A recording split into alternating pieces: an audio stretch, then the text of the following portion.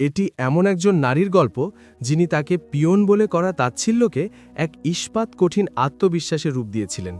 এই আত্মবিশ্বাস তার স্বামী নামকরা আর্কিটেক্ট রাশেদের সাজানো ক্যারিয়ারকে ধ্বংসের দ্বারপ্রান্তে নিয়ে গিয়েছিল এবং তাকে কাঁদতে কাঁদতে হাঁটু গেড়ে বসে নিজের ভুল স্বীকার করতে বাধ্য করেছিল। সেই সন্ধ্যায় রাশেদ অফিসে ঢুকল। তার গলার আওয়াজ তার আগেই কেবিনে প্রবেশ করল। সে তার স্ত্রীর নাম ধরে ডাকতে লাগল, নাবিলা, ও নাবিলা, তুমি কোথায়? তোমার জন্য দারুণ একটা খবর আছে। সে স্টুডিও রুমে ঢুকে দেখল নাবিলা মাত্রই একটি বিশাল ব্লুপ্রিন্টের ড্রাফটিং শেষ করছে। দীর্ঘক্ষণ ড্রাফটিং বোর্ডের ওপর ঝুঁকে থাকার কারণে তার ঘাড় ব্যথায় টন টন করছিল। নাবিলা ক্লান্ত হেসে তার দিকে তাকালো, কারণ আজ সারাদিন ক্লায়েন্টদের ডিজাইন সংশোধন আর কনস্ট্রাকশন সাইটের ঝামেলা সামলে তার খুব ধকল গেছে। জুনিয়র আর্কিটেক্টরা আজ চূড়ান্ত ভুল করেছিল, যা তাকেই শুধরাতে হয়েছে। রাশেদ তার দামি চামড়ার ব্রিফকেসটি সযত্নে টেবিলের উপর রাখল। নাবিলার কাছে গিয়ে তার কপালে দ্রুত একটি চুমু খেল।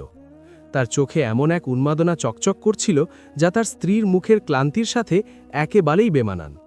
সে আনন্দে উচ্ছ্বসিত হয়ে বলল, আমি সিদ্ধান্ত নিয়েছি যে এই সপ্তাহের শেষে আমরা আমাদের ফার্মের 5 বছর পূর্তি উপলক্ষে একটি জমকালো এক্সিবিশনের আয়োজন করব। আমি শহরের সব বড় রিয়েল এস্টেট ডেভেলপার ও ইনভেস্টরদের আমন্ত্রণ জানিয়েছি। আমি চাই তারা দেখুক আমাদের ফার্মের প্রজেক্টগুলো কতটা অত্যাধুনিক, আর তোমার তৈরি করা 3D মডেলগুলোর জাদুকরী রূপ তারা স্বচক্ষে দেখুক। এক মুহূর্তের জন্য নাবিলা সীমাহীন আনন্দ অনুভব করল। তার স্বামী তাদের যৌথ কাজ নিয়ে গর্ব করতে চায় ভেবে তার বুক ফুলে উঠল। কিন্তু এই আনন্দ মুহূর্তেই মিলিয়ে গেল এবং তার জায়গা দখল করল এক চরম ক্লান্তি। সে রাশেদের দিকে তাকিয়ে ক্ষীণ স্বরে বলল, এই সপ্তাহে শেষে জমকালো এক্সিবিশন। ও রাশেদ, আমি খুব ক্লান্ত। সাইটের কাজগুলো আজ খুব ভুগিয়েছে, আর মডেলগুলো এখনও। তার কথার মাঝখানেই রাশেদ তাচ্ছিল্য ভরে হাত নেড়ে তাকে থামিয়ে দিল। তার মুখের আনন্দের ছাপ বিরক্তিতে পরিণত হল। সে বলল, ক্লান্ত নাবিলা, এটা এমন একটা সুযোগ যা হাতছাড়া করা যায় না। এরা যে সে ক্লায়েন্ট নয়, এরা আমার পেশাগত এবং আমাদের ফার্মের ভবিষ্যৎ। আমি চাই তারা দেখুক যে আমার আর্কিটেকচারাল ভিশন কতটা নিখুঁত। আমি চাই আমার এই সাফল্য দেখে তারা ঈর্ষা করুক। নাবিলার বুকে একটা তীক্ষ্ণ ব্যথা বিঁধল। সে আবার বোঝানোর চেষ্টা করল, আমি বুঝতে পারছি আমার ভালোবাসা, কিন্তু আমরা কি এটা আগামী মাস পর্যন্ত পিছাতে পারি না? এত বড় একটা প্রেজেন্টেশনের প্রস্তুতির জন্য মাত্র 2 দিন একেবারেই যথেষ্ট নয়। আমি তো এখানে নিজের চোখই খোলা রাখতে পারছি না। এবার রাশেদ তার কাছে এগিয়ে এলো এবং এক শীতল ও চূড়ান্ত দৃষ্টিতে তার চোখের দিকে তাকালো। সে নাবিলার 2 কাঁধ ধরে এমন সুরে বলল, যা তর্কের কোনো সুযোগই রাখল না, আমার ব্যবসায়িক সাফল্য এই ফর্মে তোমার কাজের ওপর নির্ভর করে। ইনভেস্টরদের কাছে আমার সম্মান এই এক্সিবিশনের ওপর নির্ভরশীল। আমাকে হতাশ করো না। তার কথাগুলো ছিল ইমোশনাল ব্ল্যাকমেলে মোড়ানো এক সামরিক আদেশের মতো। নাবিলা নীরবে তার হাত থেকে নিজেকে ছাড়িয়ে নিল। তার মনে হলো তার ভেতরে থাকা প্রতিবাদের শেষ বিন্দুটিও উবে গেছে। রাশেদের প্রতি তার ভালোবাসা এবং তাকে সফল করার নিরলস চেষ্টাই ছিল তার সবচেয়ে বড় দুর্বলতা। সে সম্মতি জানিয়ে মাথা নাড়ল, আর তার স্বামীর মুখে এক তৃপ্ত ও বিজয়ী হাসি ফুটে উঠল। রাশেদ তৃপ্তি অনুভব করল, কারণ সে তার নিয়ন্ত্রণ প্রতিষ্ঠা করতে পেরেছিল, আর নাবিলা অনুভব করল যে তার স্বামীর জন্যই তাকে এই ক্লান্তি জয় করতে হবে। সেই রাতে যখন রাশেদ নিশ্চিন্ত মনে ক্লায়েন্টদের লিস্ট তৈরি করছিল, নাবিলা তার ডেস্কের সামনে একটি কফি আর স্কেচপ্যাড নিয়ে বসল। সে এমন এক প্রেজেন্টেশন লেআউট সাজাতে শুরু করল যা নিয়ে শহরের ডেভেলপাররা মাসের পর মাস আলোচনা করবে।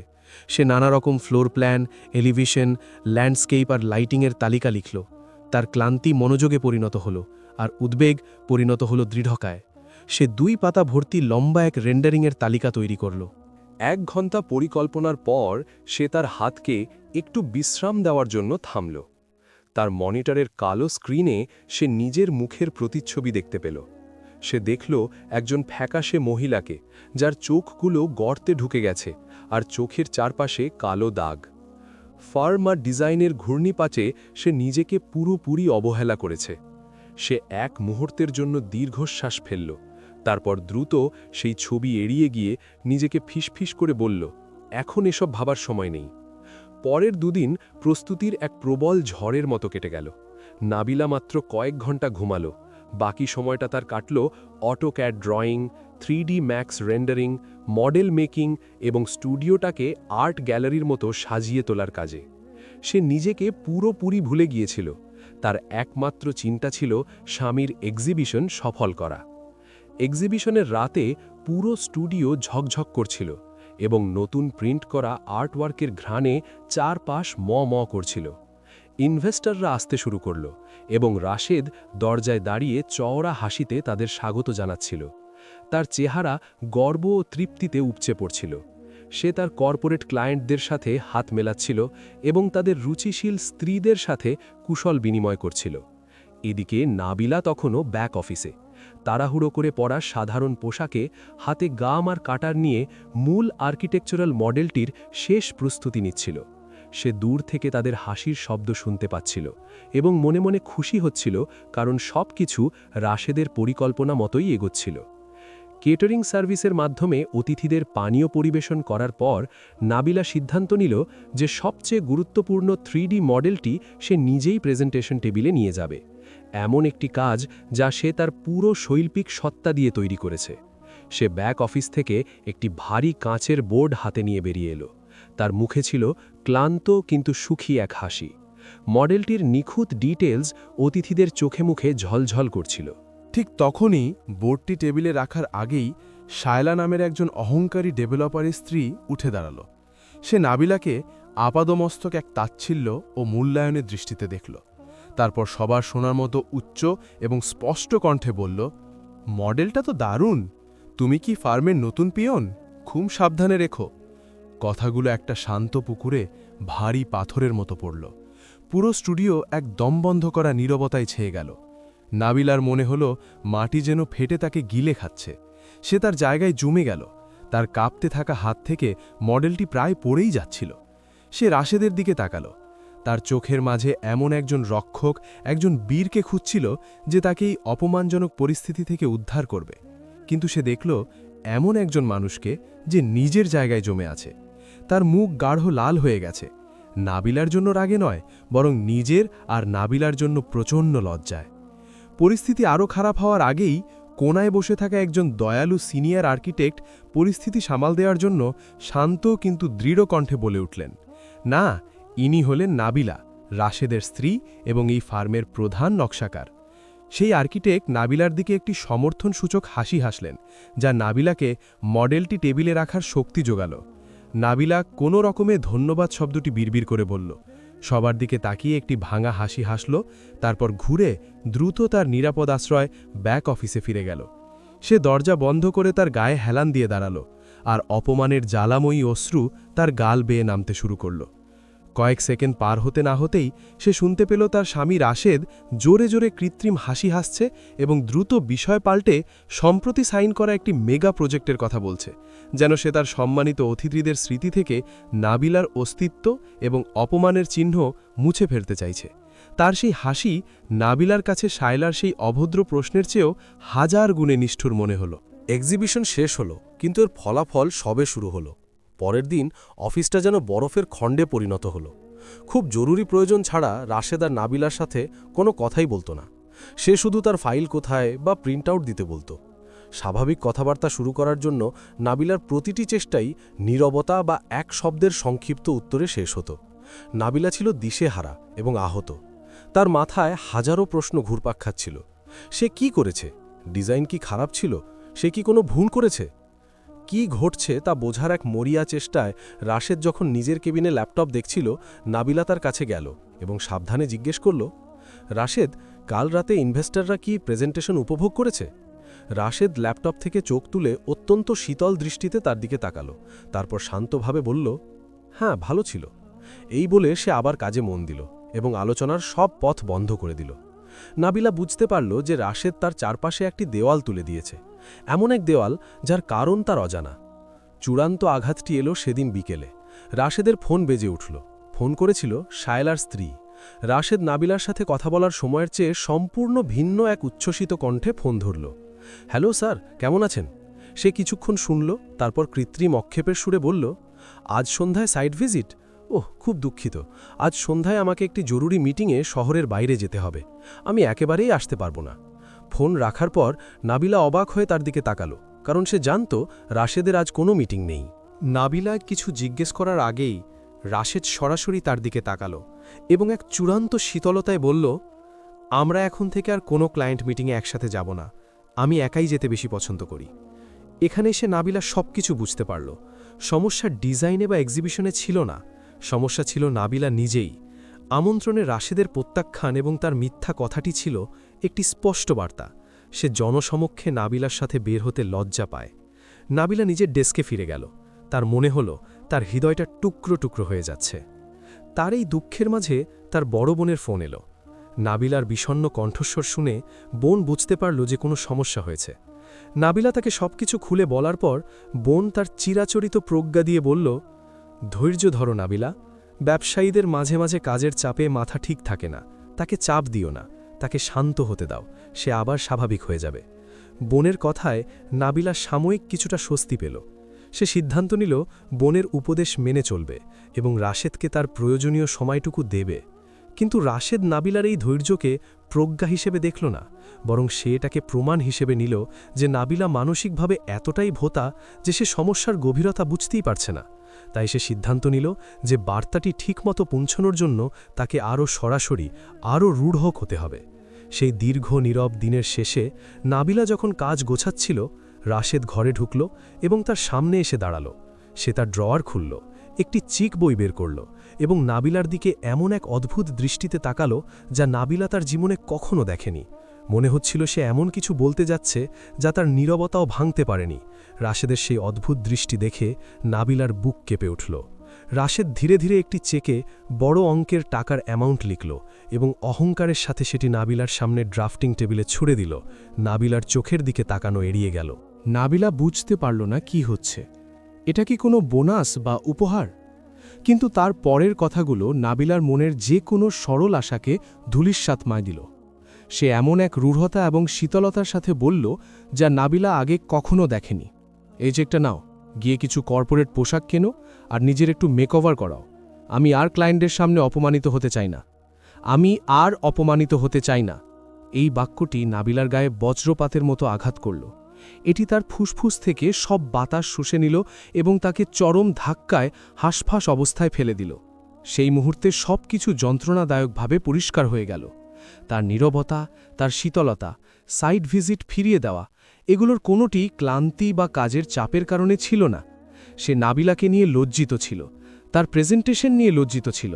যে নারী তার জন্য, তার ফার্মের জন্য এবং তার প্রজেক্টগুলোর জন্য সব কিছু বিসর্জন দিয়েছে, তাকে নিয়ে সে লজ্জিত। এই উপলব্ধি তাকে শায়লাদ প্রকাশ্যী করা অপমানের চেয়েও অনেক গভীরভাবে আহত করল। একজন ইনভেস্টরের অপমান কষ্ট দেয়, কিন্তু নিজের স্বামীর অপমান ধ্বংস করে দেয়। রাশেদ তার কথার প্রভাব দেখার জন্য অপেক্ষা করল না। সে ঘুরে নিজের কেবিনে চলে গেল, নাবিলাকে ফেলে রেখে গেল সেই চেকের সাথে যা তার নষ্ট হওয়া সম্মানের মূল্যস্বরূপ, আর তার সেই রূঢ় কথার প্রতিধ্বনির সাথে যা নীরব স্টুডিওতে বারবার বাজতে লাগল। নাবিলা টেবিলে পড়ে থাকা চেকটির দিকে তাকাল, তারপর কাপা হাতে সেটি তুলে নিল। সে অনুভব করল তার চোখে জল জমেছে, কিন্তু সেগুলো কেবল দুঃখের জল ছিল না, সেগুলো ছিল নিপীড়ন আর অপমানের জল। সে স্টুডিওর চারপাশে চোখ বোলাল এবং সেই পুরনো সার্ভার পিসিটি দেখল যা রাশেদ কয়েক মাস আগে বদলানোর প্রতিশ্রুতি দিয়েছিল। সে ঘরের এক কোণে জুনিয়রদের জন্য আনা কিছু ভাঙা চেয়ার দেখতে পেল। তার মনে পড়ল সেই 3D প্রিন্টারের কথা, যা ফার্মের জন্য খুব দরকার, কিন্তু টাকা বাঁচানোর জন্য সে তা কেনেনি। আর সেই মুহূর্তে তার হৃদয় ভাঙার গভীর থেকে একটি সরল ধারণার জন্ম হল। একটি ধারণা যা তার অন্ধ ভালোবাসা এবং রাশেদকে সফল দেখার চিরন্তন ইচ্ছা থেকে উদ্ভূত। সে সজোরে তার চোখের জল মুছল এবং একটি সিদ্ধান্ত নিল। সে বিকৃত এক নিশ্চয়তা এবং শক্তির সাথে নিজেকে ফিসফিস করে বলল, আমি তাকে দেখাবো যে আমাদের ফার্মের সাফল্য পোশাকে নয়, বরং আমাদের ডেডিকেশন এবং ডিজাইনের মাঝে। আমি এই টাকা দিয়ে তার অফিসটাকে সাজাবো, আমাদের ফার্মকে আরও প্রফেশনাল করব। আমি তাকে চমকে দেব। অপমানে ফুটতে থাকা হৃদয় নিয়ে কিন্তু একটি ক্ষীণ আশাকে আঁকড়ে ধরে নাবিলা তার পরিকল্পনা বাস্তবায়নে নেমে পড়ল। সে পূর্ণ সরল বিশ্বাসে ভেবেছিল যে সে যদি রাশেদকে প্রমাণ করতে পারে যে ফার্মের কাজই তার অগ্রাধিকার, তবে রাশেদ তার ভুল বুঝতে পারবে এবং তার সেই ভালোবাসার রাশেদ ফিরে আসবে। সে বুঝতে পারেনি যে সে যা করছে তা আগুনে ঘি ঢালার মতো, এবং অফিস ঠিক করার জন্য সে যতগুলো পদক্ষেপ নিচ্ছে তা তাকে রাশেদ আসলে যা চায় তার থেকে আরও দূরে সরিয়ে দিচ্ছে। পরের কয়েকটা দিন সে বিরামহীন কাজের এক প্রবল ঘূর্ণিতে কাটাল। সে ইন্টেরিয়ার মার্কেটে গেল এবং রাশেদের ক্যাবিনের জন্য সবচেয়ে সুন্দর নতুন এক্সিকিউটিভ চেয়ার কিনল। সে পুরনো বিবর্ণ ডেস্ক ল্যাম্প বদলে অত্যাধুনিক স্মার্ট লাইটিং লাগালো। সে তাদের ফার্মের রিসেপশনের জন্য চমৎকার নতুন সোফা কিনল, যা দেখে এমপ্লয়িরা অবাক হল। আর সে রাশেদার কথাও ভুলেনি। তার ঠিক মনে ছিল রাশেদ ইন্টারনেটে কিছুদিন আগে কোনো দামি আইপ্যাড প্রোটি দেখছিল ক্লায়েন্টদের প্রেজেন্টেশন দেখানোর জন্য, তাই সে গিয়ে চমক হিসেবে সেটি কিনে আনল। সে খুব রোমাঞ্চিত ছিল। এই সমস্ত পরিবর্তন দেখে রাশেদের হাসি মুখের কথা কল্পনা করছিল। সে কল্পনা করছিল রাশেদের কথা, যেখানে সে নাবিলার কাছে ক্ষমা চাইছে এবং তার ত্যাগ ও প্রজ্ঞার জন্য তাকে ধন্যবাদ জানাচ্ছে। রাশেদের ফিরে আসার সেই কাঙ্ক্ষিত দিনে অফিসের সব কিছুতে নতুন প্রাণের ছোঁয়া লাগছিল। এমপ্লয়িরা নতুন পরিবেশে উৎসাহ নিয়ে কাজ করছিল। নতুন কফি মেশিন থেকে ফ্রেশ ব্রুয়ের সুবাস বাতাসে ভাসছিল এবং রাশেদের কেবিনটাকে মনে হচ্ছিল যেন কোনো মাল্টিন্যাশনাল কোম্পানির সিইওর রুম। নাবিলা এই সব কিছুর মাঝে দাঁড়িয়ে গর্ব এবং তৃপ্তি অনুভব করছিল। তার স্বামীর প্রতিক্রিয়ার জন্য অধীর আগ্রহে অপেক্ষা করছিল। রাশেদ অফিসে প্রবেশ করল। কয়েক মুহূর্তের জন্য নীরবতা ছেয়ে গেল। সে চারপাশে ঘুরে দেখতে লাগল। তার মুখে কোনো অভিব্যক্তির লেশমাত্র ছিল না। সে হাসল না, কোনো মন্তব্য করল না, প্রশংসার কোনো চিহ্নও দেখাল না। সে রিসেপশনে ঘুরে ঘুরে নতুন সোফাটি শীতলভাবে স্পর্শ করল, তারপর নিজের কেবিনের দিকে পা বাড়াল এবং আইপ্যাডটি দেখল। সে ধীরে ধীরে ঘুরে দাঁড়াল এবং নাবিলার মুখোমুখি হল, যে ক্রমবর্ধমান উদ্বেগের সাথে তাকে পর্যবেক্ষণ করছিল। রাশেদ তাকে এমন এক মারাত্মক শীতলতায় প্রশ্ন করল, যা তার রাগের চেয়েও বেশি দংশন করছিল। তোমার নতুন স্যুট কোথায়? তুমি কি চেক দিয়ে এইসব করেছ? নাবিলা তার প্রশ্নে অবাক হল, কিন্তু সে তার উৎসাহ ধরে রাখার চেষ্টা করল। সে আনন্দ আর সরলতার সাথে চারপাশের নতুন জিনিসগুলোর দিকে নির্দেশ করে বলল, দেখো, আমি আমাদের অফিসটা নতুন করে সাজিয়েছি। তুমি যে আইপ্যাডটা চেয়েছিলে, আমি সেটা কিনেছি, আর ফার্মের জন্য নতুন ফার্নিচার এনেছি। আমি চেয়েছিলাম আমাদের ফার্মটাকে ক্লায়েন্টদের কাছে আরও সুন্দর করতে। আমার একটা শাড়ি বা স্যুটের চেয়ে এই জিনিসগুলো অনেক বেশি গুরুত্বপূর্ণ। নাবিলা ভেবেছিল যে অন্তত একবারের জন্য তার যুক্তি তর্কাতীত এবং তার আত্মত্যাগ সূর্যের মতো স্পষ্ট। কিন্তু সে রাশেদের শূন্য চোখের পেছনে জমকে থাকা ঝড়টি দেখতে পায়নি। নাবিলার উত্তরের পর যে নীরবতা নেমে এলো, তা ছিল সীসার চেয়েও ভারী। এটি ছিল বিস্ফোরণের আগের শান্ত অবস্থা। রাশেদ তার দিকে এক শূন্য এবং ভয়ঙ্কর দৃষ্টিতে তাকাল। তারপর এক বরফ শীতল শান্ত স্বরে বলল, নাবিলা, আমার সাথে কনফারেন্স রুমে এসো। আমি তোমার সাথে কথা বলতে চাই। নাবিলা তার পিছু পিছু কনফারেন্স রুমে গেল। প্রতিটি কদমে তার বুকের ধুকপুকানি বাড়ছিল।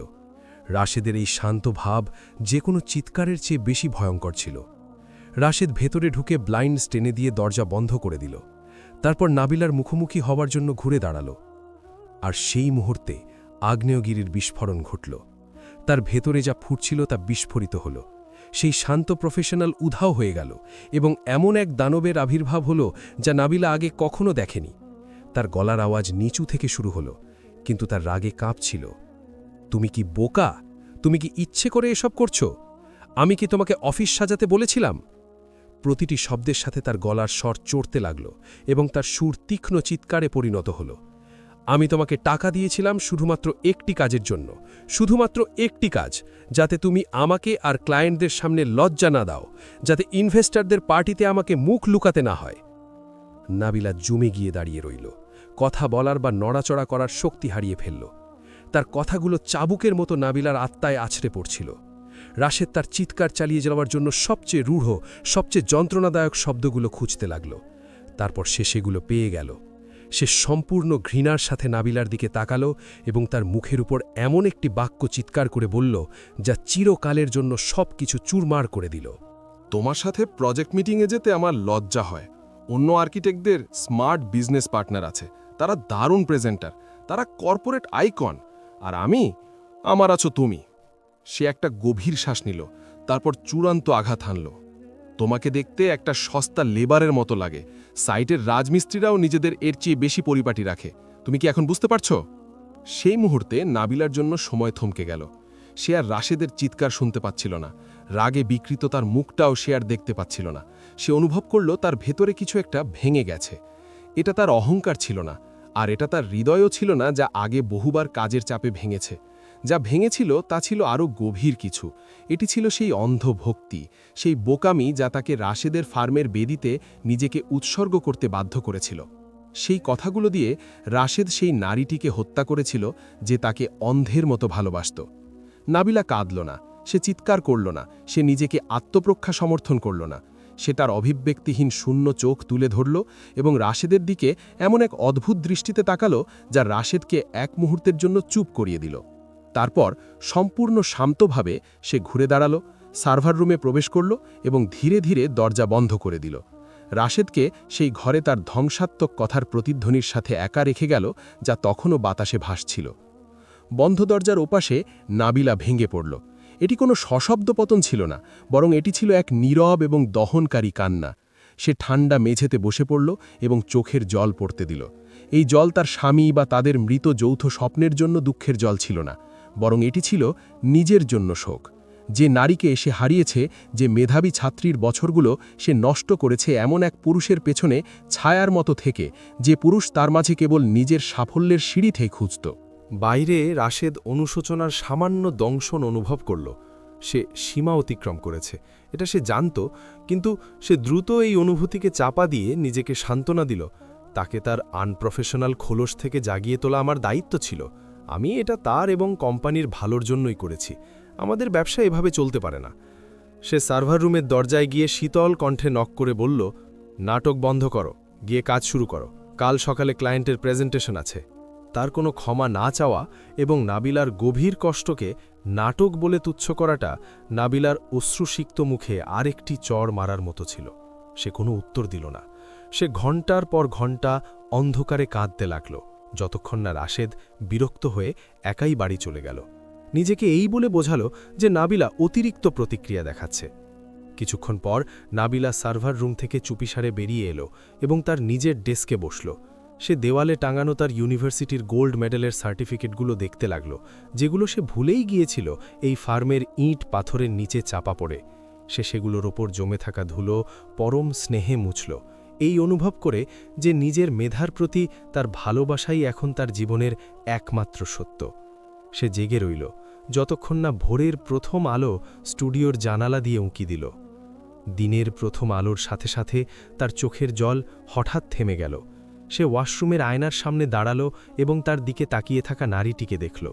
সে দেখল একটা ফোলা মুখ, লাল চোখ এবং এলোমেলো চুল। কিন্তু বহু বছর পর প্রথমবারের মতো সে দেখল এই মুখের পেছনে কি আছে। সে দেখল সেই লুকিয়ে থাকা মেধা ও শক্তি, যা দীর্ঘদিন ধরে অন্যের ছায়ায় দমিয়ে রাখা হয়েছিল। ভোরের সেই শান্ত মুহূর্তে সে একটি সহজ এবং চূড়ান্ত সিদ্ধান্ত নিল। এমন একটি সিদ্ধান্ত যা সবকিছু বদলে দেবে। সে তার সামনের প্রতিচ্ছবির দিকে ফিসফিস করে এমন কিছু শব্দ বলল যা তার নতুন নিয়মে পরিণত হবে। সব শেষ, আজ থেকে আমিই আমার পরিচয়। এটি কোনো আবেগপ্রবণ বা বেপরোয়া সিদ্ধান্ত ছিল না, এটি ছিল এক নতুন জন্মের ঘোষণা। তার মনে হল যেন রাশেদের কথার বৈদ্যুতিক শক তার আত্মার মৃত একটি অংশকে জাগিয়ে তুলেছে। আত্মত্যাগী ছায়া নাবিলা ঘুমিয়ে পড়ল, আর লিড আর্কিটেক্ট নাবিলা জেগে উঠল। সে তার ফোন খুলল এবং স্থির আঙুলে শহরের সেরা কর্পোরেট স্টাইলিস্ট এবং একজন প্রখ্যাত বিজনেস লয়ার খুঁজতে শুরু করল। সে সকালের প্রথম অ্যাপয়েন্টমেন্ট বুক করল। এই অ্যাপয়েন্টমেন্ট স্বামীকে খুশি করার জন্য নয়, বরং নিজের আইডেন্টিটি পুনরুদ্ধার করার যাত্রা শুরু করার জন্য। পরের দিন সকালে রাশেদ অফিসে ঢুকল। প্রতিদিনের মতো তার ডেস্কে রেডি রাখা ব্রিফিং ফাইলগুলো দেখে নয়, বরং স্টুডিওটাকে ঘিরে থাকা এক অদ্ভুত নীরবতায়। সে কেবিনে ঢুকল, এই ভেবে যে নাবিলা রোজকার মতো সেখানে আজকের ক্লায়েন্ট মিটিংয়ের নোটস তৈরি করছে। কিন্তু কেবিন ছিল ফাঁকা আর ঠান্ডা। কোনো নোটস নেই, কোনো পেন ড্রাইভ নেই, শুধু জুনিয়ররা চুপচাপ নিজেদের ডেস্কে বসে কাজ করছে। সে বিরক্ত হল। তোমাদের ম্যাম কোথায়? সে জিজ্ঞেস করল, কিন্তু তারা শুধু কাঁধ ঝাঁকল। সে ভাবল নাবিলা হয়তো এখনও সার্ভার রুমেই আছে, হয়তো সে এখনও মন খারাপ করে আছে। সে চাপা রাগ নিয়ে কনফারেন্স রুমের দরজা খুলল, ড্রামা নিয়ে তাকে আরেকটি লেকচার দেওয়ার জন্য। কিন্তু সে তার জায়গায় জমে গেল। সে যে নাবিলাকে দেখল সে তার পরিচিত পিয়ন সদৃশ স্ত্রী ছিল না, সে ছিল অন্য এক নারী। একজন প্রফেশনাল নারী যে একটি অত্যন্ত স্মার্ট ও দামি ব্লেজার পরে আছে, নিখুঁত মেকআপ করেছে, যা তার চোখের আত্মবিশ্বাসকে ফুটিয়ে তুলেছে, যে চোখে আর কান্নার বা ক্লান্তির কোনো চিহ্ন নেই। তার গা থেকে এক দামি এবং স্ট্রং পারফিউম ছড়াচ্ছিল। সে টেবিলে বসে তার ল্যাপটপে কিছু লিগ্যাল ডকুমেন্টস দেখছিল। রাশেদ হতবাক হয়ে দাঁড়িয়ে রইল। ধাক্কায় তার মুখ কিছুটা হা হয়ে গেল। তার মস্তিষ্ক এই পরিবর্তন মেনে নিতে পারছিল না। এই সেই ফ্যাকাশে ব্যাক অফিস কর্মী নয় যাকে সে অপমান করে লেবার বলেছিল। এই এক অচেনা সিইও সদৃশ্য নারী। সে বিভ্রান্ত ও অবাক হয়ে বিড়বিড় করে বলল, এসব কি? আজকের প্রেজেন্টেশন ফাইল কোথায়? নাবিলা তার দিকে ঘুরল না। সে চরম শান্তভাবে ল্যাপটপ বন্ধ করল, তারপর তার চামড়ার ব্রিফকেসটি তুলে নিল। তার স্মার্ট কর্পোরেট লুক নিয়ে সে রাশেদের দিকে না তাকিয়ে সম্পূর্ণ শীতল গলায় বলল, আমার একটা নেটওয়ার্কিং ইভেন্টে অ্যাপয়েন্টমেন্ট আছে। ক্লায়েন্ট ফোল্ডার ডেস্কে আছে, তবে সেটাতে কোনো 3D মডেল নেই, শুধু বেসিক প্ল্যান। তুমি নিজের প্রেজেন্টেশন নিজে করে নিও। তারপর সে পূর্ণ আত্মবিশ্বাসের সাথে তার দিকে হেঁটে গেল, দরজা খুলল এবং অফিস থেকে বেরিয়ে গেল। রাশেদ তাকে চলে যেতে দেখল। করিডোরের ওপর তার আত্মবিশ্বাসী হিলের শব্দ শুনল, যা তাকে সম্পূর্ণ হতবুদ্ধি অবস্থায় ফেলে গেল। সে নিজের জায়গায় দাঁড়িয়ে রইল, বুঝতে পারছিল না তার কি করা উচিত। সে কি চিৎকার করবে? সে কি তাকে আটকাতে বলবে? কিন্তু তার বিস্ময় তাকে পুরোপুরি পঙ্গু করে দিল। নাবিলা বিকেলে ফিরে এলো। রাশেদ তার কেবিনে অপেক্ষা করছিল। প্রাথমিক ধাক্কা কেটে যাওয়ার পর তার শিরায় শিরায় রাগ ফুটছিল। নাবিলা ঘরে ঢোকার সাথে সাথেই সে উঠে দাঁড়াল, রাগে ফেটে পড়ার জন্য প্রস্তুত। কিন্তু নাবিলা তাকে সেই সুযোগ দিল না। সে তাকে সম্পূর্ণ উপেক্ষা করে শান্তভাবে নিজের চেয়ারে বসল। তারপর সে তার ব্যাগ থেকে একটি লিগ্যাল ড্রাফট ও কলম বের করল এবং সেগুলো টেবিলে রাখল। সে রাশেদের দিকে শীতল চোখে তাকালো এবং বলল, যেহেতু তুমি এখানে আছো, চলো ফার্মের নতুন পলিসি নিয়ে কথা বলি। রাশেদ চেয়ারে বসল। যে রাগ সে উগরে দিতে প্রস্তুত ছিল তা বিভ্রান্তি আর কিং কর্তব্য বিমূঢ়তায় পরিণত হল। নতুন পলিসি? তুমি কোন নিয়মের কথা বলছো? তার সামনের এই নারীর মাঝে তার সেই অনুগত সহকারীর কোনো চিহ্নই ছিল না। সে কথা বলছিল ঠিক সেই বরফ শীতল শান্ত স্বরে যা রাশেদ তাকে অপমান করতে ব্যবহার করেছিল। কিন্তু নাবিলা এখন এটিকে তার শর্ত চাপিয়ে দেওয়ার অস্ত্র হিসেবে ব্যবহার করছিল। নাবিলা কলমটি ধরল এবং ধীরে ধীরে ও স্পষ্টভাবে ড্রাফটের উপর টিক দিল। তারপর সরাসরি তার দিকে তাকিয়ে বলল, প্রথম নিয়ম, আমি আর তোমার হয়ে বেনামে ডিজাইন করব না। সে তার কথার প্রভাব দেখার জন্য একটু থামল, তারপর একই শান্তস্বরে চালিয়ে গেল, ব্যাকএন্ডে কাজ করা আমার চয়েস ছিল যখন তুমি এর কদর করতে। এটি ছিল আমাদের ফার্ম দাঁড় করানোর উপায়, কিন্তু তুমি এটিকে আমার অযোগ্যতা ধরে নিয়েছ তোমার অহংকার প্রদর্শনের জন্য। এখন থেকে আমরা ফ্রিল্যান্সারদের দিয়ে রেন্ডারিং করাবো। এখানে কিছু এজেন্সির তালিকা আছে যা তুমি ব্যবহার করতে পারো। তুমি তোমার প্রজেক্টগুলোর জন্য যাকে খুশি বেছে নিতে পারো। রাশেদ অট্ট হাসিতে ফেটে পড়ল। এটি ছিল এক উচ্চস্বরে ব্যঙ্গাত্মক হাসি, যার উদ্দেশ্য ছিল নাবিলাকে এবং তার হাস্যকর নিয়মগুলোকে হেয় করা। সে ব্যঙ্গের স্বরে বলল, তুমি মজা করছো তাই না? তুমি ডিজাইন করা বন্ধ করে দেবে? এটা আজকের দিনে শোনা সবচেয়ে মজার কথা। তুমি দুদিন পরেই এই কর্পোরেট ড্রামা থেকে ক্লান্ত হয়ে পড়বে এবং কাঁদতে কাঁদতে অটোক্যাড নিয়ে বসবে, আমার কাছে আগের পজিশন চাইবে। সে ভেবেছিল তার ব্যঙ্গ নাবিলাকে গুড়িয়ে দেবে এবং তাকে বাস্তবে ফিরিয়ে আনবে। কিন্তু সে অবাক হল যখন দেখল নাবিলা এতে একটুও প্রভাবিত হয়নি। তার ঠোঁটে একটি হালকা শীতল হাসি ফুটে উঠল। সে তার সাথে তর্ক করল না, সে তার সিদ্ধান্তকে রক্ষা করল না। তার নীরবতাই ছিল সবচেয়ে জোরালো জবাব।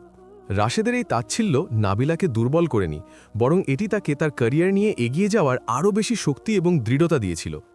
এটি নাবিলাকে প্রমাণ করেছিল যে রাশেদ এখনও তাকে সেই দুর্বল নারী হিসাবেই দেখে, যাকে এক কথাতেই দমিয়ে রাখা যায়, এবং এটি নাবিলাকে এক বিশাল কৌশলগত সুবিধা দিয়েছিল।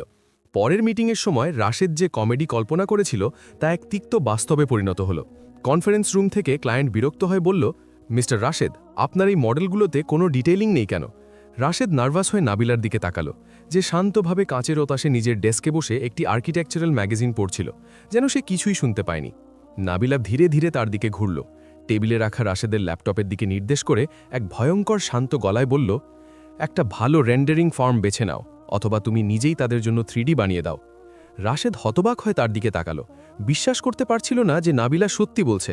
সে ভেবেছিল নাবিলার হুমকি শুধু ফাঁকা বুলি, শুধু সাময়িক আবেগের বহিঃপ্রকাশ। কিন্তু নাবিলার শান্ত ভাব এবং জেদ তাকে বুঝতে বাধ্য করল যে নাবিলা মোটেও মজা করছে না। নিজের একগুয়েমি আর ক্লায়েন্টদের চাপের সাথে এক সংক্ষিপ্ত লড়াইয়ের পর রাশেদ আর মানল এবং একটি এক্সপেন্সিভ 3D এজেন্সি হায়ার করল। এই প্রথমবার তাকে নিজের হাতে এই ক্রাইসিস সামলাতে হলো।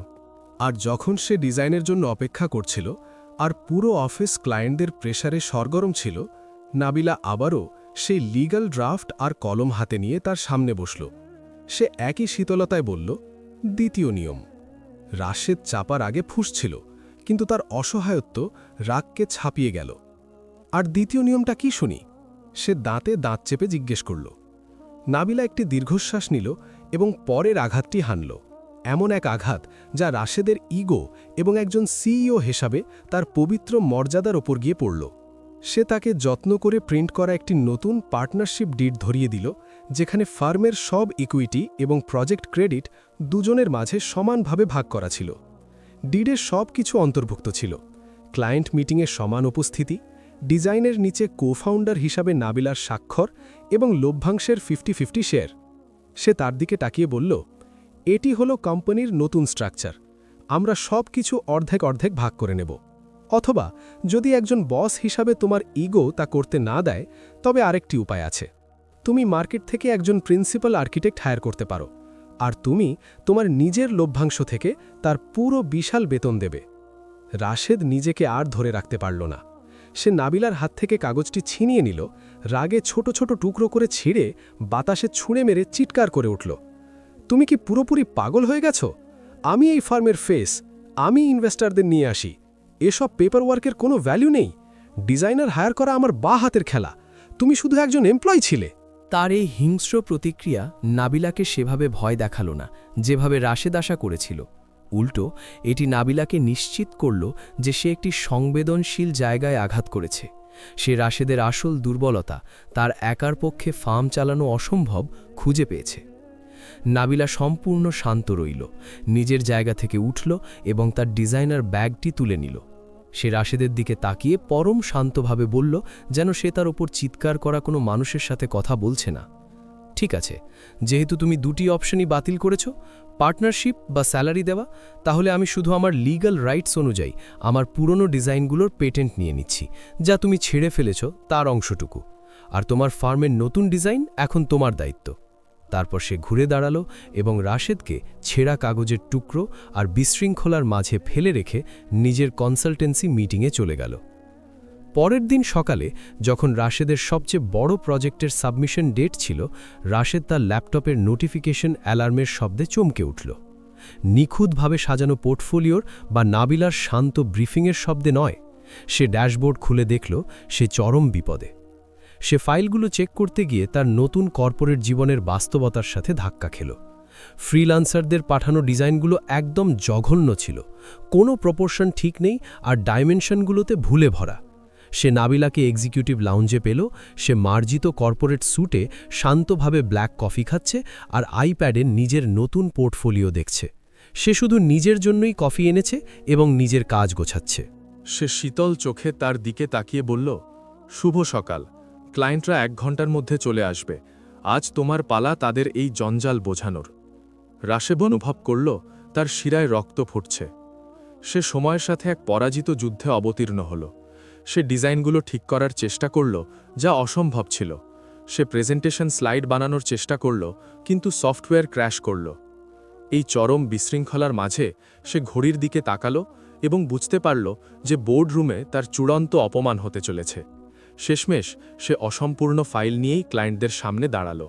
কোনো টেকনিক্যাল প্রশ্নেরই সে সঠিক উত্তর দিতে পারল না। তার হাত কাঁপছিল এবং কপালে ঘাম জমছিল। বছরের পর বছর পর এই প্রথম সে তার বোর্ডরুমে ক্লায়েন্টদের তোপের মুখে পড়ল। ইনভেস্টররা বিরক্তি নিয়ে ফাইল ছুঁড়ে দিল। একজন সিনিয়র ক্লায়েন্ট তাকে অবাক হয়ে এবং উদ্বেগের সাথে বলল, সব ঠিক আছে তো মিস্টার রাশেদ? আপনার কাজে আগের সেই ম্যাজিক নেই। মনে হচ্ছে আপনি জানেনই না এই বিল্ডিং কিভাবে দাঁড়াবে। এই সাধারণ মন্তব্যটি রাশেদের জন্য এক গভীর অপমান ছিল। সে সেই সফল উদ্যোক্তা যে সব কিছু নিয়ন্ত্রণ করে, আজ তার ক্লায়েন্টদের সামনে তাকে অযোগ্য এবং ফ্রড দেখাচ্ছে। সে যখন এই মিটিংয়ের নরক যন্ত্রণায় ভুগছিল, নাবিলা তখন তার নিজস্ব প্রাইভেট অফিসে শান্তিতে তার নিজস্ব ক্লায়েন্টদের সাথে জুম মিটিং করছিল এবং এমন এক পেশাগত তৃপ্তি অনুভব করছিল যা সে আগে কখনো করেনি।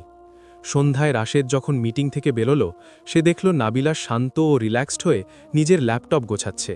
সে তার নিজস্ব প্রজেক্টগুলো সফলভাবে ক্লোজ করেছে, কিন্তু রাশেদের বাতিল হওয়া প্রজেক্টের ফাইলগুলো তখনও টেবিলে রাশেদের হতাশার প্রতীক হয়ে অপেক্ষা করছিল।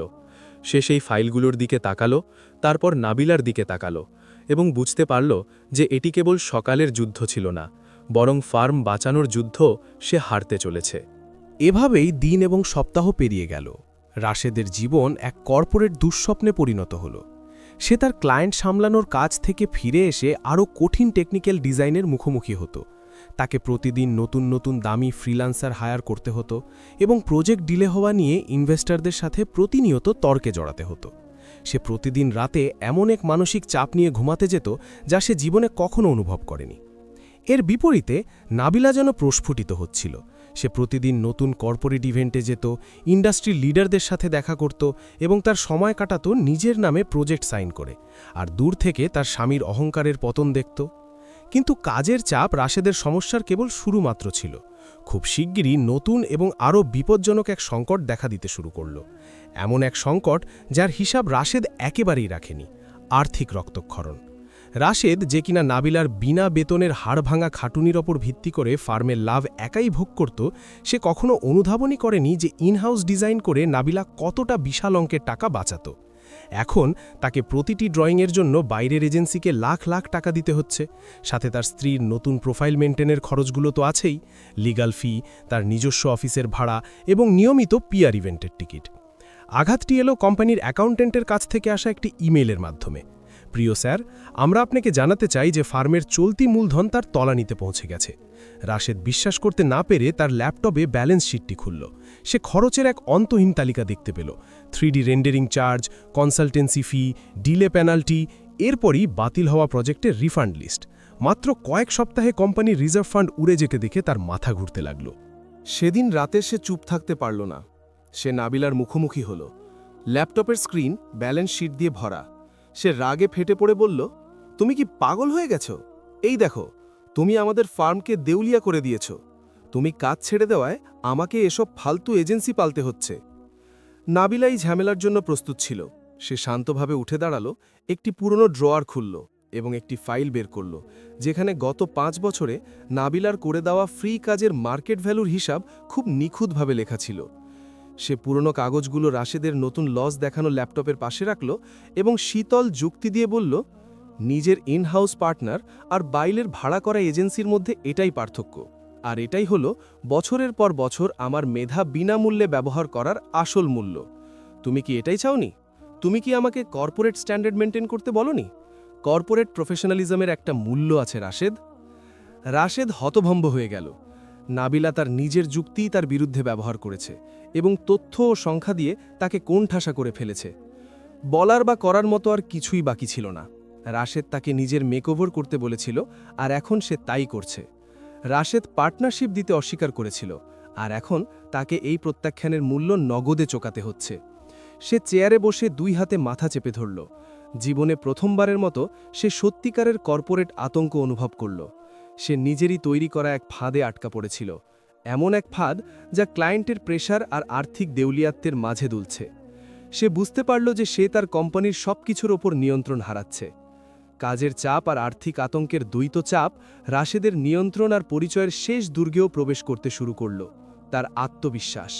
সে এখন আর কনফিডেন্ট, স্মার্ট সিইও হিসাবে মিটিংয়ে যায় না, বরং সে এমন এক দিশেহারা, উদ্বিগ্ন মানুষ হিসাবে যায় যে অফিসে রেখে আসা বিশৃঙ্খলা, পেন্ডিং প্রজেক্ট আর জমতে থাকা ডিউ নিয়ে দুশ্চিন্তায় ভোগে।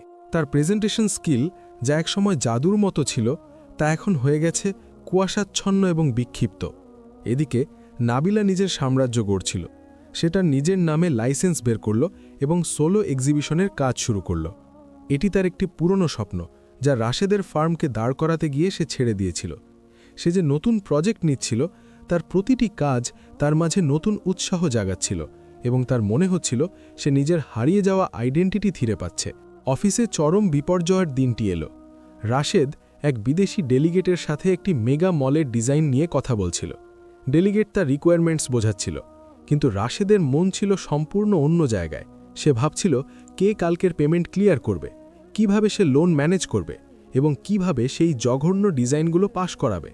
এই অমনোযোগিতার কারণে সে প্ল্যানের বেসিক স্ট্রাকচারাল লোড নিয়ে ভুল তথ্য দিল।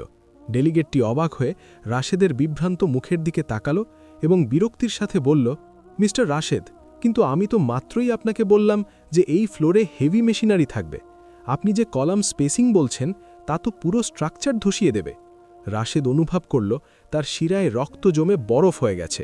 সে একজন নবীন শিক্ষার্থীর মতো ভুল করেছে, এমন ভুল যে একজন জুনিয়র ইঞ্জিনিয়ারও করবে না। সে চরম লজ্জা আর অস্বস্তি অনুভব করল, যা সে আগে কখনো করেনি। সে ডেলিগেটের কাছে ক্ষমা চাইল এবং তথ্য ঠিক করার চেষ্টা করল, কিন্তু যা ক্ষতি হওয়ার তা হয়ে গেছে। ডেলিগেটটি এই অমনোযোগী সিইওর যোগ্যতা নিয়ে সন্দেহ পোষণ করে মিটিং ত্যাগ করে এবং সাথে সাথে ডিল ক্যান্সেল করে দেয়। দুদিন পর রাশেদকে মার্কেটের অন্য ইনভেস্টররাও এড়িয়ে চড়তে শুরু করে। তার সুনাম চিরকালের মতো নষ্ট হতে বসেছে। সে সেদিন সম্পূর্ণ পরাজিত হয়ে অফিস ফিরল। সে দেখল নাবিলা হাসছে, কারণ সে তার নিজস্ব একটি বড় সরকারি টেন্ডার সফলভাবে জিতেছে। সে নাবিলার দিকে তাকালো, তারপর স্টুডিওতে বসে থাকা হতাশ জুনিয়রদের দিকে তাকালো। সে চূড়ান্ত হতাশা অনুভব করল। আর সেই অন্ধকার মুহূর্তে তার মাথায় এক শয়তানি বুদ্ধি এলো। তার হাতে থাকা শেষ তাসটিকে ব্যবহার করার এক নোংরা পরিকল্পনা, তার এমপ্লয়ীদের ইমোশনালি ম্যানিপুলেট করা। তার বিশ্বাস ছিল সে যদি ফার্মের লয়াল জুনিয়র আর্কিটেক্টদের নাবিলার বিরুদ্ধে খেপিয়ে তুলতে পারে, তবে একজন মেন্টর হিসেবে নাবিলার হৃদয় তা সহ্য করতে পারবে না এবং সে ভেঙে পড়ে আবার তার ফার্মে ফিরে আসবে। সে তার এই ঘৃণ্য পরিকল্পনা বাস্তবায়ন করতে শুরু করল। সে মিটিং ডেকে জুনিয়রদের সাথে বসত এবং তাদের মস্তিষ্কে বিষাক্ত ধারণা ঢোকাতে শুরু করত। সে কৃত্রিম দুঃখের সুরে তাদের বলতো, আমি খুব কষ্ট পেয়েছি, নাবিলা ম্যাম আর আগের মতো আমাদের ফার্মকে ভালোবাসেন না।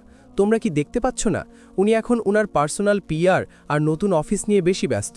এই কারণেই উনি তোমাদের গাইড করা ছেড়ে দিয়েছেন আর ফার্ম আজই বিপদে। নাবিলা প্রথমে জুনিয়রদের চুপচাপ হয়ে যাওয়ার কারণ বুঝতে পারেনি। তারা রাশেদের প্রতি বেশি সহানুভূতিশীল দেখাচ্ছিল এবং মাঝে মাঝে নাবিলার দিকে হতাশ দৃষ্টিতে তাকাত। মুখোমুখি হওয়ার মুহূর্তটি এলো যখন তার সবচেয়ে প্রিয় জুনিয়র আর্কিটেক্ট ফাইয়াজ তার কাছে এগিয়ে এলো। সে কাঁপা কাঁপা কণ্ঠে নাবিলাকে জিজ্ঞেস করল, ম্যাম, এটা কি সত্যি যে আপনি আমাদের এই বিপদে ফেলে চলে যাচ্ছেন? স্যার বলেছেন আপনি নিজের নতুন কোম্পানি খুলে আমাদের পথে বসিয়ে দিচ্ছেন। নাবিলার মনে হলো কেউ তার বুকে ছুরি বসিয়ে দিয়েছে। এটি ফাইয়াজের প্রশ্নের আঘাত ছিল না, বরং এই প্রশ্নের উৎসের তাৎক্ষণিক উপলব্ধির আঘাত ছিল। সে বুঝতে পারল তার স্বামী কতটা নিচে নামতে পারে। কিন্তু রাগে ফেটে পড়ার বদলে সে একটা দীর্ঘশ্বাস নিল এবং নিজেকে মনে করালো যে সে আর আগের সেই ইমোশনাল নারী নেই। সে ফাইয়াজ এবং অন্য জুনিয়রদের নিজের কেবিনে ডাকল। শান্ত এবং প্রফেশনাল কণ্ঠে সে বলল, আমার কথা খুব ভালো করে শোনো ফাইয়াজ, আমি এই ফার্মের প্রতিটি প্রজেক্ট নিজের হাতে দাঁড় করিয়েছি, কিন্তু একজন লিডার হওয়ার জন্য আমাকে আগে নিজের মেধার সম্মান করতে হবে। রাশেদ সাহেব ফার্মের ক্রেডিট কখনো আমাকে দেননি, আর তোমরাও জানো আসল ডিজাইন কে করত। আমি তোমাদের ছেড়ে যাচ্ছি না। আমি আমার নিজের ফার্মে তোমাদের ডাবল স্যালারিতে অফার লেটার রেডি করে রেখেছি। তোমরা চাইলে আমার সাথে লিগ্যাল এবং সম্মানজনকভাবে কাজ করতে পারো। তার কথাগুলো ছিল স্পষ্ট এবং লজিক্যাল, আর জুনিয়ররা তাদের প্রফেশনাল জায়গা থেকে তা বুঝতে পারল। তারা নাবিলাকে সমর্থন করল, আর নাবিলা অনুভব করল যে সে তাদের বিশ্বাস জিতে নিয়েছে। সে প্রজ্ঞা এবং শান্ত মন নিয়ে পরিস্থিতিটি সফলভাবে সামলে নিয়েছে। সন্ধ্যায় রাশেদ যখন ফাঁকা অফিসে বসেছিল, ফাইয়াজ এসেকে ডেস্কে রেজিগনেশন লেটার রেখে বলল, স্যার, আপনি ভুল বলেছিলেন। নাবিলা ম্যাম শুধু নিজের যোগ্য সম্মানটুকু চেয়েছেন, আর আমরা ওনার সাথেই যাচ্ছি। যখন রাশেদ এই কথাগুলো শুনল, সে এমন এক চরম পরাজয় অনুভব করল যা সে আগে কখনো করেনি।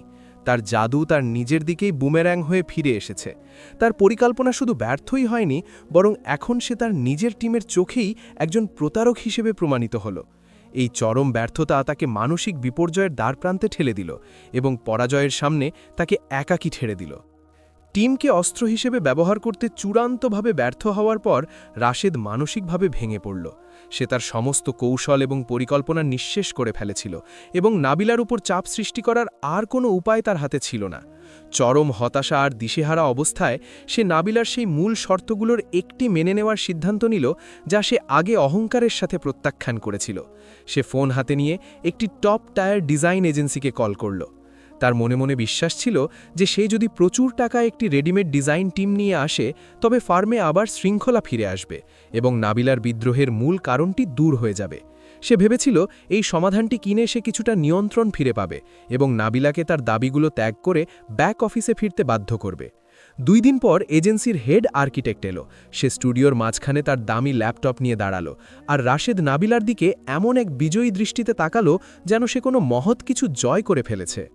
সবার শোনার মতো উচ্চ স্বরে সে বলল, এই দেখো, আমি সমস্যার সমাধান করে ফেলেছি। এখন তুমি এই পার্টনারশিপের ড্রামা বন্ধ করে নিজের ড্রাফটিং বোর্ডে ফিরে আসতে পারো। এই সমস্ত লিগ্যাল ফালতু কাজের আর কোনো দরকার নেই। সে আশা করেছিল নাবিলার মুখে হার মানার ছাপ দেখবে, কিন্তু সে নাবিলার শান্ত এবং রহস্যময় হাসি দেখে অবাক হয়ে গেল। নাবিলা অনেক আগেই এই পর্যায়ে পার করে এসেছিল। কে ড্রাফটিং করে বা কে 3D বানায় তা নিয়ে তার আর কোনো মাথা ব্যথা ছিল না, কারণ সে এইসব টেকনিক্যাল বিষয় থেকে অনেক দূরে তার নিজের লিডারশিপ করছিল। সে ইতিমধ্যে সিইও হিসেবে নিজের জায়গা শক্ত করেছিল এবং তার সম্পূর্ণ কর্পোরেট স্বাধীনতার পরিকল্পনা করছিল। সে রাশেদের দিকে তাকিয়ে এক মোলায়েম শীতলতায় বলল, আমি আর ব্যাক অফিস স্টাফ নেই রাশেদ, আমি এখন কো-ফাউন্ডার। তোমাকে ধন্যবাদ। এই এজেন্সি তোমার কাজের চাপ কমাবে, কিন্তু সে তোমার ইনভেস্টরদের সাথে আমার ক্রেডিটের সমস্যার সমাধান করবে না। আর হ্যাঁ, যেমনটা আমরা আগে একমত হয়েছিলাম, এজেন্সির বিল তোমার পার্সোনাল অ্যাকাউন্ট থেকেই কাটা হবে। তার কথাগুলো রাশেদের গালে চড়ের মতো পড়ল। সে সেই মুহূর্তে বুঝতে পারল যে সে আসলে কিছুই সমাধান করেনি। সে শুধু যা করেছে তা হল ঋণের দায়ে আগে থেকেই জর্জরিত তার কোম্পানির ওপর আরও একটি বিশাল আর্থিক বোঝা চাপিয়েছে, বিনিময়ে কিছুই লাভ না করে। সে তার পুরনো নাবিলাকে ফিরে পায়নি, আর নাবিলার অনর অবস্থানও বদলায়নি। আর সবচেয়ে খারাপ বিষয় হল, একদল থার্ড পার্টি লোক তার ফার্মে ঘুরঘুর করছে, যা তাকে অনুভব করালো যে সে তার নিজের কোম্পানিটি পুরোপুরি হারিয়ে ফেলেছে। এটি আর তার ফার্ম ছিল না যা সে নিয়ন্ত্রণ করত, বরং এটি একটি ব্যয়বহুল কো-ওয়ার্কিং স্পেসে পরিণত হয়েছিল, যেখানে সে অপরিচিতদের সাথে বসত। মাসের শেষে রাশেদ যখন হতাশ হয়ে বসে ফাইন্যান্সিয়াল রিপোর্ট দেখছিল, নাবিলা তার কাছে এলো এবং একটি লিগ্যাল ইনভয়েস তার হাতে ধরিয়ে দিল। সে শান্তভাবে বলল, এটি এজেন্সির প্রথম মাসের বিল, দয়া করে টাকাটা ক্লিয়ার করে দিও যাতে তারা প্রজেক্ট হ্যান্ডওভার করে। মানসিক বিশৃঙ্খলা এবং আর্থিক পতনের মধ্যেও রাশেদের ফার্মের প্রজেক্টগুলো কোনো মতে সাবমিট হচ্ছিল। নতুন এজেন্সিটি দক্ষতার সাথে কাজ করছিল, যা রাশেদের দৈনন্দিন জীবন থেকে সব লজিস্টিক সমস্যা দূর করে দিয়েছিল, কিন্তু তাকে তার লিডারশিপ শূন্যতা আর পরাজয়ের অনুভূতির মুখোমুখি দাঁড় করিয়ে দিয়েছিল। এর মধ্যেই নাবিলার চেষ্টা সফল হল।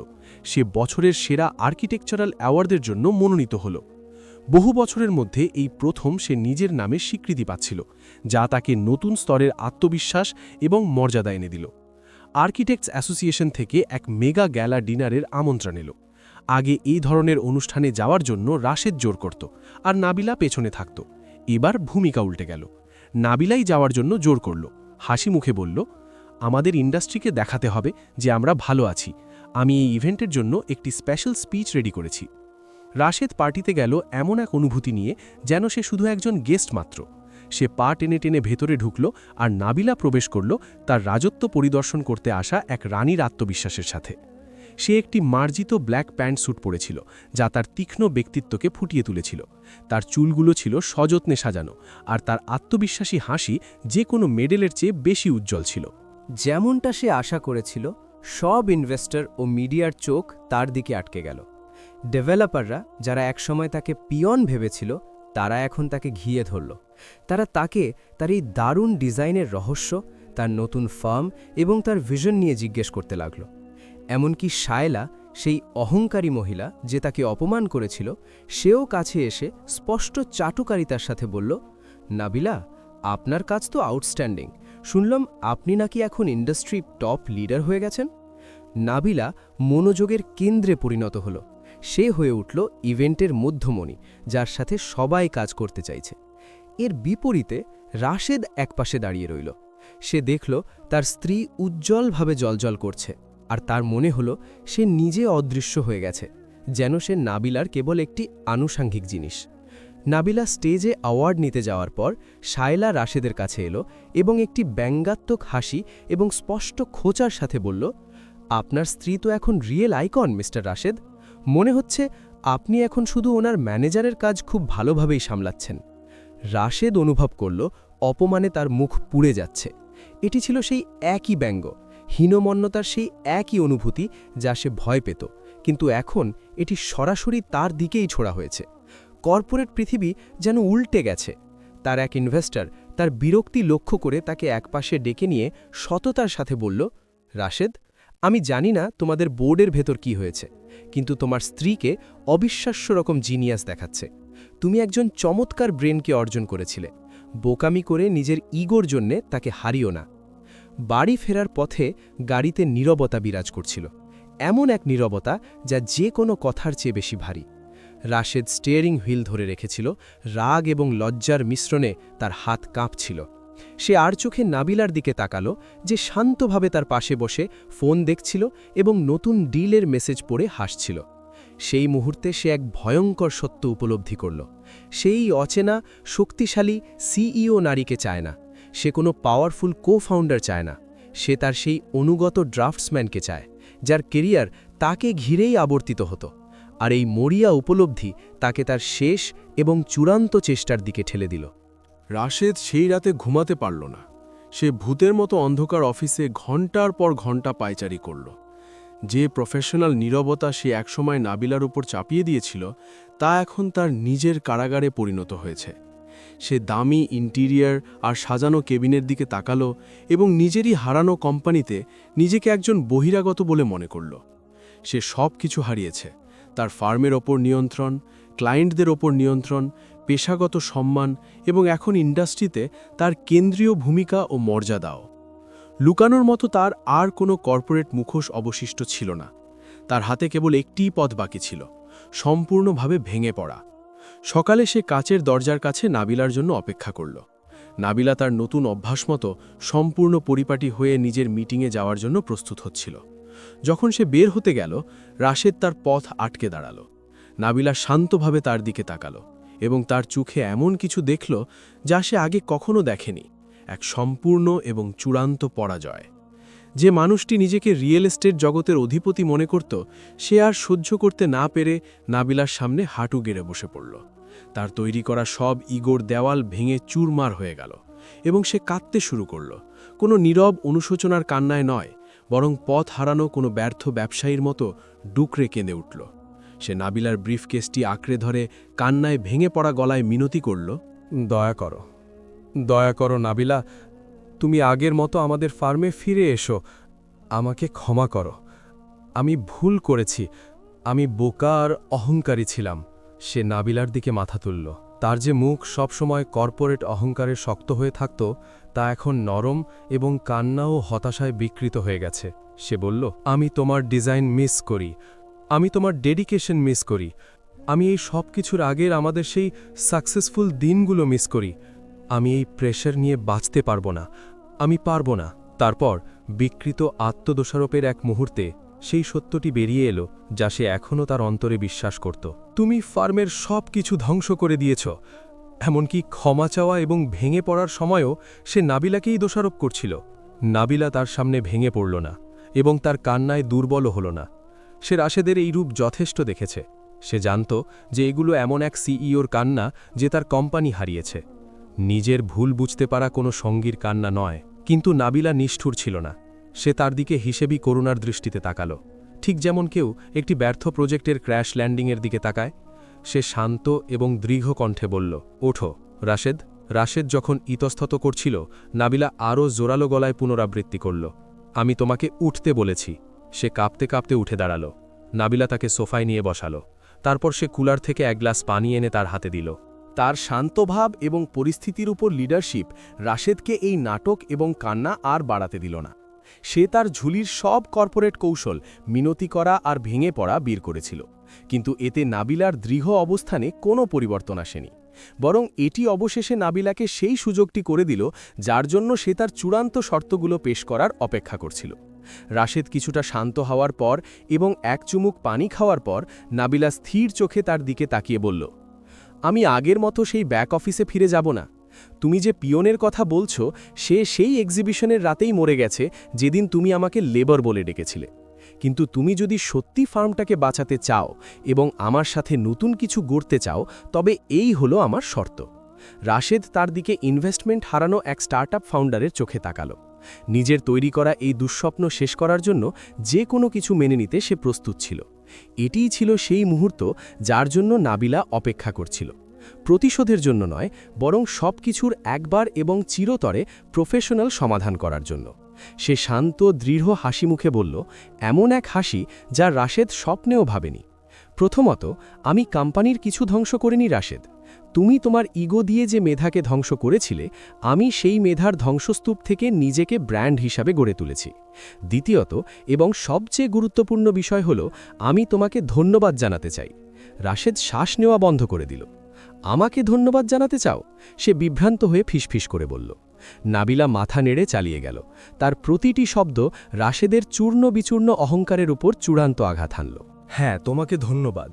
যদি সেই এক্সিবিশনের রাতে তোমার ওই ক্লায়েন্টের সামনে তাচ্ছিল্য এবং অপমান না থাকত, তবে আমি কখনোই জেগে উঠতাম না। আমি সেই ফ্যাকাশে আত্মত্যাগী ড্রাফটসম্যানই থেকে যেতাম, যে নিজের সিগনেচারের মূল্য বোঝে না। তোমার বলা পিওন আর লেবার শব্দটি আমাকে মেরে ফেলেনি, এটি আমাকে বাঁচিয়ে তুলেছে। তুমি আমার ক্যারিয়ারে ঘটার সবচেয়ে সেরা জিনিস, কারণ তুমি আমাকে প্রথমে নিজের আইডেন্টিটি খুঁজতে এবং নিজের ভ্যালু বুঝতে বাধ্য করেছ। এটি ছিল রাশেদের পাওয়ার সবচেয়ে কঠোর প্রফেশনাল শাস্তি। নাবিলা তার সবচেয়ে শক্তিশালী অস্ত্র, তার অপমানকে নিজের সাফল্য এবং বিজয়ের হাতিয়ারে পরিণত করেছিল। সে চিরকালের মতো নাবিলার ওপর তার ক্ষমতা মুছে দিয়েছিল। নাবিলা তার চূড়ান্ত শর্তগুলো, নতুন পার্টনারশিপের শর্ত অথবা ফার্ম গুটিয়ে নেওয়ার শর্ত বলতে থাকল। আমরা কেবল তখনই ফার্ম চালাবো যদি তুমি একজন বস না হয়ে একজন সত্যিকারের কো-ফাউন্ডার হও। আমরা সব কিছু ভাগাভাগি করব, ইকুইটি, প্রজেক্ট ক্রেডিট, সিদ্ধান্ত এবং পারস্পরিক সম্মান। তুমি আমার সাথে লিগ্যাল টিমের কাছে যাবে এবং আমরা খুব গুরুত্বের সাথে আমাদের পার্টনারশিপ ডিড রিরাইট করব। আমার সোলো প্রজেক্টগুলো চলবে এবং আরও বাড়বে, আর নিজের লিডারশিপের প্রতি আমার ফোকাস কখনো থামবে না। আমি আর শুধু রাশেদের অ্যাসিস্ট্যান্ট নই, আমি আর্কিটেক্ট নাবিলা, আর আমি এখন এটাই হয়ে উঠেছি। সে উঠে দাঁড়ালো এবং শেষবারের মতো চূড়ান্ত দৃষ্টিতে তার দিকে তাকালো। হয় তুমি আমাকে আমার সব মেধা ও স্বাধীনতা নিয়ে এখন আমি যেমন আছি সেভাবেই গ্রহণ করো এবং আমরা আবার একটি জয়েন্ট ভেঞ্চার হতে শিখি, অথবা আমরা আমাদের ক্লায়েন্টদের খাতিরে শান্তভাবে এবং সম্মানের সাথে ফার্মটিকে 2 ভাগ করার প্রক্রিয়া শুরু করতে পারি। রাশেদ তার সামনে দাঁড়িয়ে থাকা নারীটির দিকে তাকালো। সে সেই অনুগত কর্মীকে দেখল না যার জন্য সে হাহাকার করছিল। সে দেখল একজন পাওয়ারফুল, সফল এবং আইকনিক সিইওকে, এমন এক নারী যার উপর তার আর কোনো অধিকার নেই, বরং তার রেসপেক্ট নতুন করে অর্জন করতে হবে।